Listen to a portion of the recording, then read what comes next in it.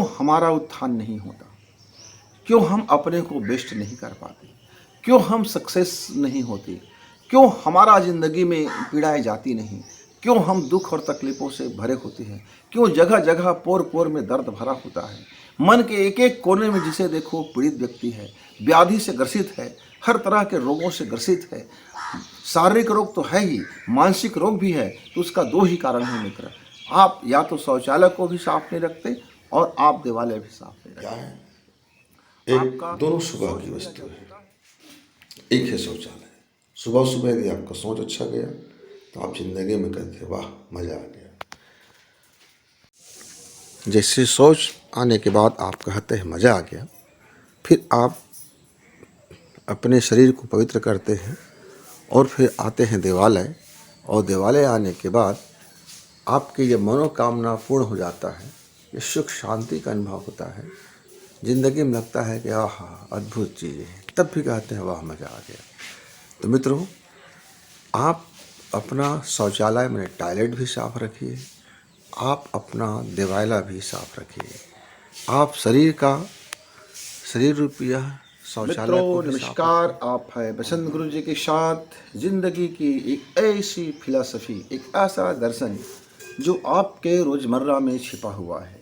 आप यदि दो चीज़ स्वच्छ रख लेते हैं तो जिंदगी कहेगी वाह क्या बिंदास जिंदगी है। मित्रों वह क्या है, आप एक सुबह सुबह जाते हैं टॉयलेट, यदि आपने अपना शौचालय स्वच्छ रखा है, आपका शौचालय गंदगी रहित है, आपका शौचालय बदबू रहित है, आपका शौच यदि सही है, तो आपको लगता है कि आज मेरा दिन अच्छा गुजरने वाला है। आप हल्के हो जाते हैं और आपका मन प्रफुल्लित हो जाता है, आपका दिल प्रफुल्लित हो जाता है, आप खुशी से झूम उठते हैं। ऐसे यदि हम दिन की शुरुआत, एक दूसरा पक्ष है देवालय, यदि हमारा देवालय भी साफ सुथरा है, हम देवालय में जब हम पहुँचे तो हमारा मन के भीतर में जो वो खुशी है, वो आनंद है, वो प्रकट हो, वो प्रफुल्लता से हम भर जाएं, अपने दिन को वहाँ से एक ऊर्जा ग्रहण कर लें, तो फिर हमारा ज़िंदगी कहता है वाह भाई क्या बिंदास है। लेकिन होता क्या है मित्र, हम जरा चूक जाते हैं। हम शौचालय तो याद रखते हैं, हम टॉयलेट तो याद रखते हैं, हम टॉयलेट तो झकास बनाते हैं, हम टॉयलेट में सारी सुख सुविधाएं तो रखते हैं, हम टॉयलेटों का बड़ा ख्याल रखते हैं। क्यों? क्योंकि किसी दिन किसी का टॉयलेट नहीं जाता, किसी की बदहजमी है, किसी को गैस्ट्रिक है, किसी का पेट फूल रहा है, किसी को कब्ज है, किसी को हुआ नहीं, और उसका दिन गटर मटर होते रहता है। और हमने अपना दूसरा पक्ष लगभग भूल ही जाते हैं। हम देवालय के तो उसके लिए हमको याद करना पड़ता है कि फेस्टिवल आएगा तो हम अपनी घर की जरा दीप बत्ती ठीक कर लेंगे। जरा आज नवरात्रि आ गया तो चलिए हम थोड़ा सा क्या कर लेते हैं कि अपना रंग रोगन कर लेते हैं, अपना घर ठीक कर, और 9 दिन का व्रत कर लेते हैं, 9 दिन की दिया जला लेते हैं, 9 दिन थोड़ा से ठीक ठाक कर लेते हैं, चलो आप एक कर लेते हैं। पर शौचालय तो हम रोज़ जाते हैं और देवालय हम रोज़ नहीं जाते। और हमारे पौराणिक नियम में तो हमारे प्राचीन, हमारे ऋषि संतों ने, हमारे वैज्ञानिकों ने, हमारे डॉक्टर्स ने, चिकित्सकों ने हमें तो यह सलाह दिया था कि आप शौच 2 बार जाएं, 2 संध्या करें और 2 संध्या वंदन भी करें, देवालय भी 2 बार जाएं।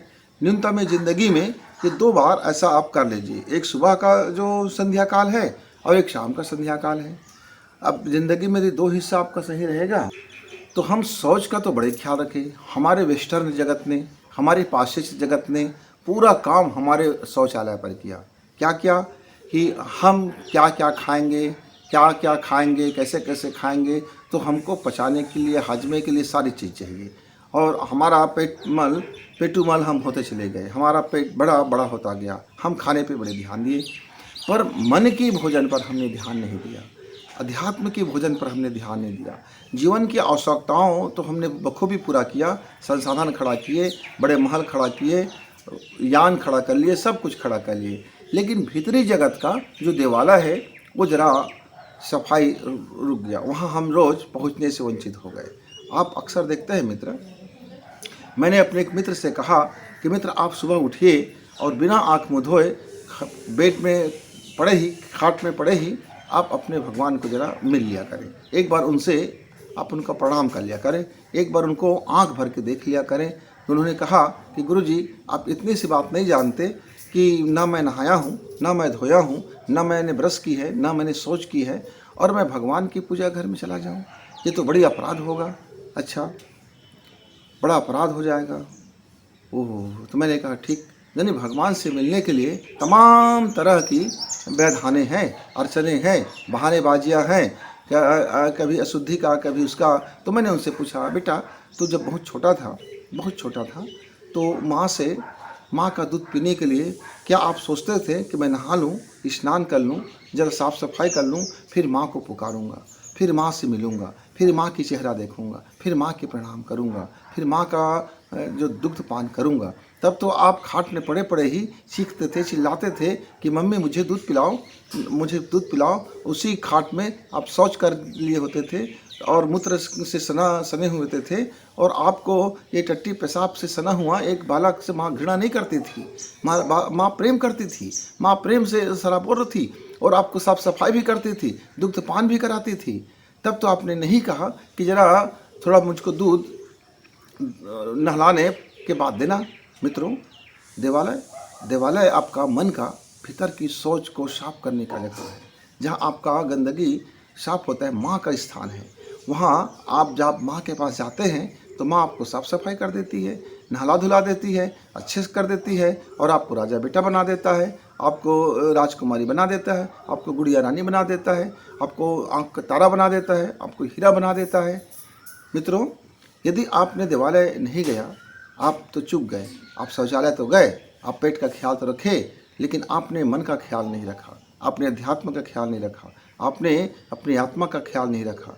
तो समझिए कि आप एक दिन 2 दिन शौचालय नहीं जाते तो आपको कितना गंदगी भरा महसूस होता है, कितना उटपटांग महसूस होता है, कितना बेचैनी महसूस होता है, और आपकी वह चित्त, आपकी वह अचेतन मन कितना गंदगी से भरा होता होगा जब आप बरसों देवालय नहीं जाते।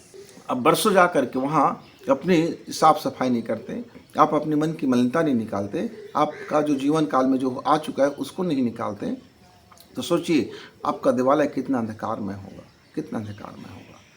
मिट्टी का देवालय की बात मैं नहीं कर रहा हूँ मित्रों, ये जो ईंट पत्थरों से बना हुआ देवालय है, मैं इसकी बात नहीं कर रहा हूँ। ईंट पत्थरों के देवालय में तो आप अगरबत्तियाँ जला लेते हैं। मैं तो बात कर रहा हूँ आपका इनर में, जो अंदर में आपका देवता है।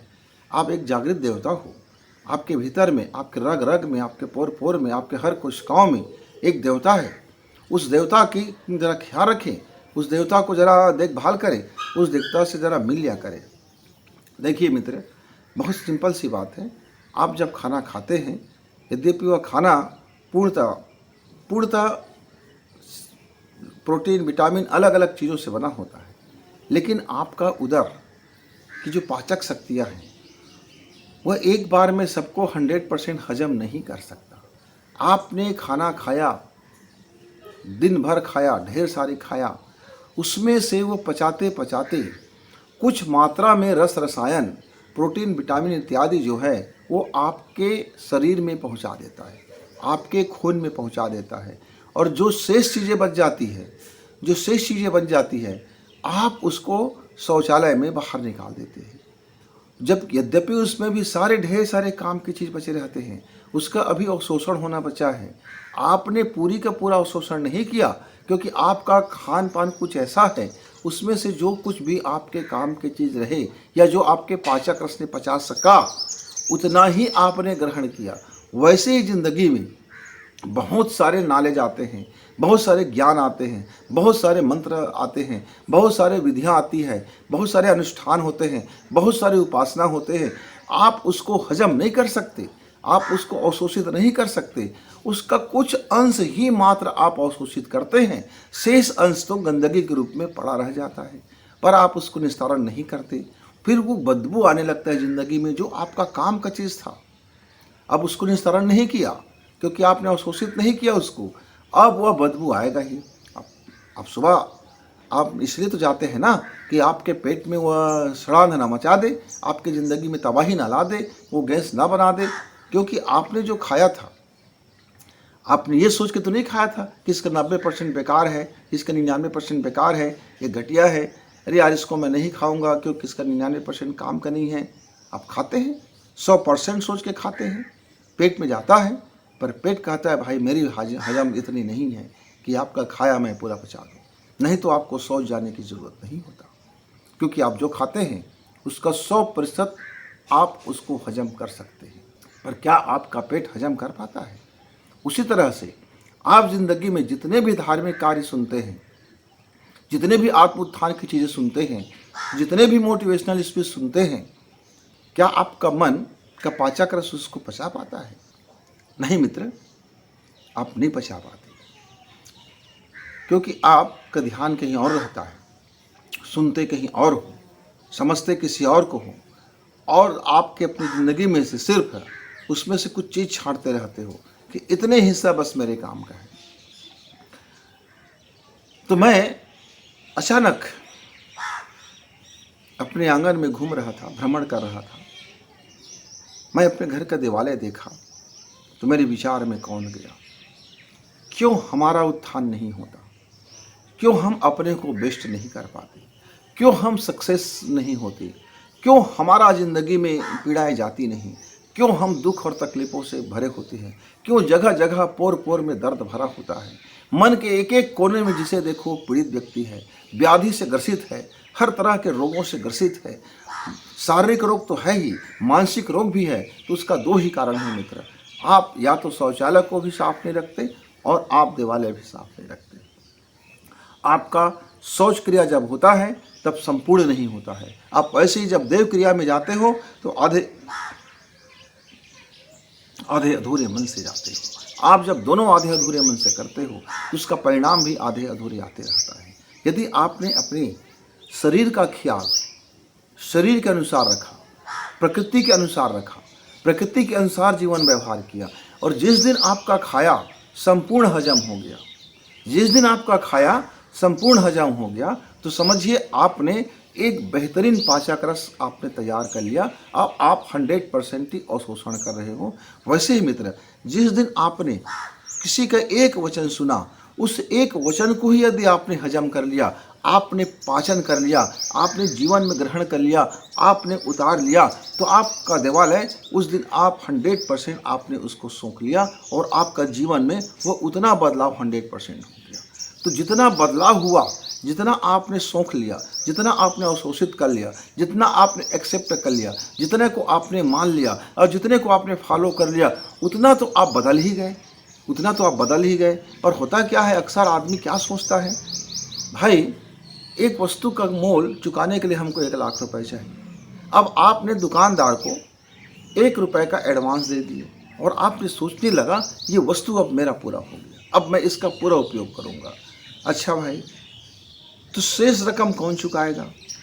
और आप दुखित हो जाते हो कि यह वस्तु मेरा नहीं हुआ, यदि मैं तो दुकानदार को मोल चुकता कर दिया था, मैं तो भगवान से प्रार्थना कर लिया था, मैं तो भगवान से दुआ मांग लिया था, मैंने तो नवरात्र का व्रत कर लिया था, मैंने तो महीना भर का व्रत कर लिया था, मैंने तो उपासना कर ली थी, मैंने तो ध्यान कर लिया था, मैंने तो नारियल लग चढ़ा दिया था, मैंने तो फूल चढ़ा दिए थे, मैंने तो मनुहार किया था, मेरा तो मनोकामना पूरा नहीं हुआ है। अच्छा भाई, तो तुम 1 लाख की वस्तु को आप एक अधन्नी में खरीद लेना चाहते हो।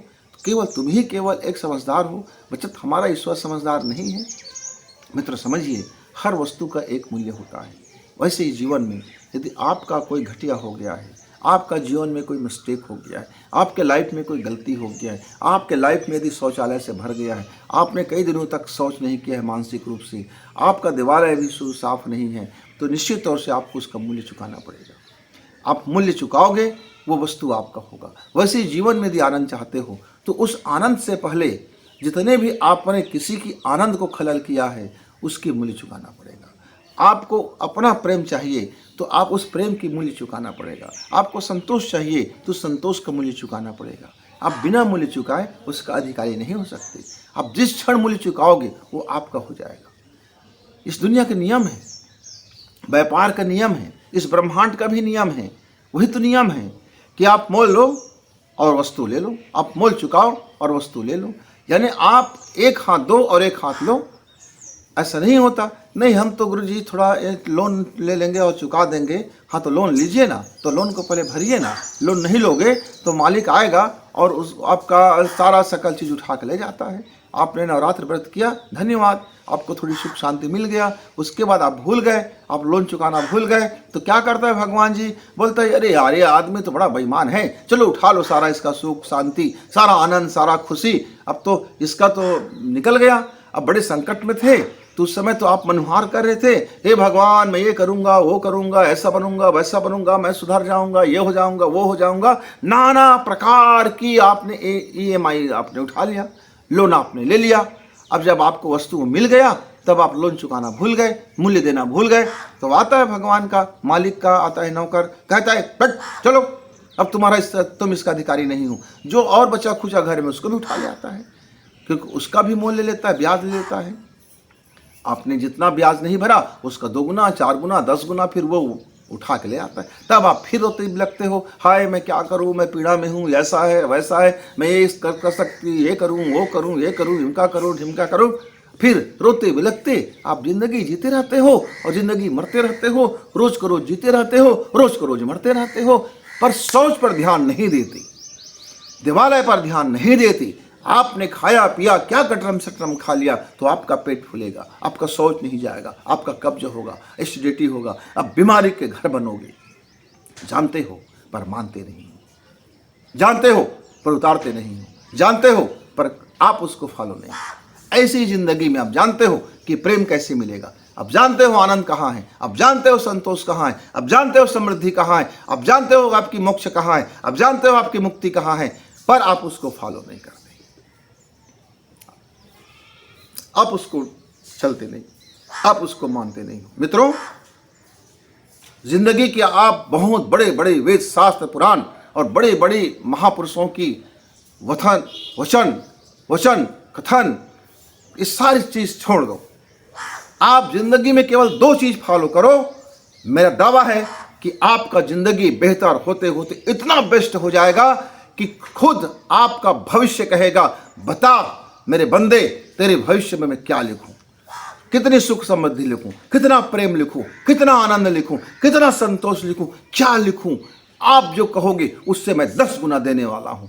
क्या करना है? 2 चीजें तो फॉलो करना है कि एक आपका सोच सही रहे और दूसरा आपका मौन सही रहे। एक आपका सोच सही रहे, दूसरा आपका मौन सही रहे। एक आपका शौचालय सही रहे और ये दूसरा आपका देवालय सही रहे। ये 2 चीज आप ठीक कर लेते हो मित्र, 2 स्वच्छता अपना लेते हो तो इस जगत में भी आप शानदार कहोगे और उस जगत में भी आप शानदार कहोगे।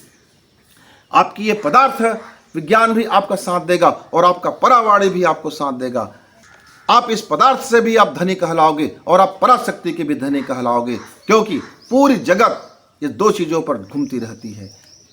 या तो आप सोच पर पूरा जिंदगी बिता देते हो और वहां तकलीफ मिलता है, वहां पीड़ा मिलता है, तब आप देवालय पर आप पूरी जिंदगी बिताने लग जाते हो और दोनों जगह आप छलते रहते हो, दोनों जगह आप मटिया मेट करते रहते हो। आप मटिया मेट कर एक का काम दूसरी जगह, दूसरे काम दूसरी जगह करते रहते। जरा ठीक से ध्यान दीजिए, प्रत्येक मनुष्य को ईश्वर ने कहा कि 2 संध्या आपके जीवन में है।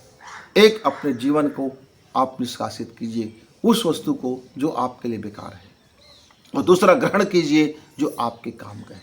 बस ये 2 तो ध्यान दीजिए और दोनों को सफाई रखिए। यदि आप निष्कासित करते हो, यदि आप गंदगी करते हो तो वहाँ की सफाई कौन करेगा? आपको ही करना है। और आप कुछ ग्रहण करते हो तो साफ सुथरा ग्रहण करना है, क्योंकि गंदगी का भरा ग्रहण करोगे तो आपका फिर नुकसान होने तय है। तो मित्रों, जिंदगी में आप देखिए कि अपना शौचालय ठीक कीजिए, अपना देवालय ठीक कीजिए और अपनी ज़िंदगी को बिंदास जिए।